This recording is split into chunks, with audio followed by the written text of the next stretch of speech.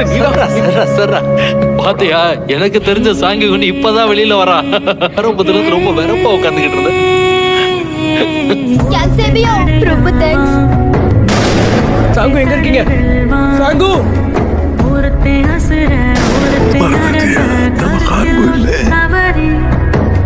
காத்து ஒருத்த கங்கு ஒருத்த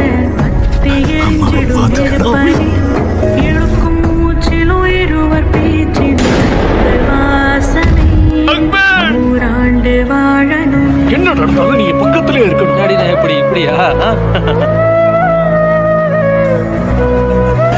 இவட எங்க டீம்ல ஒருத்தர்.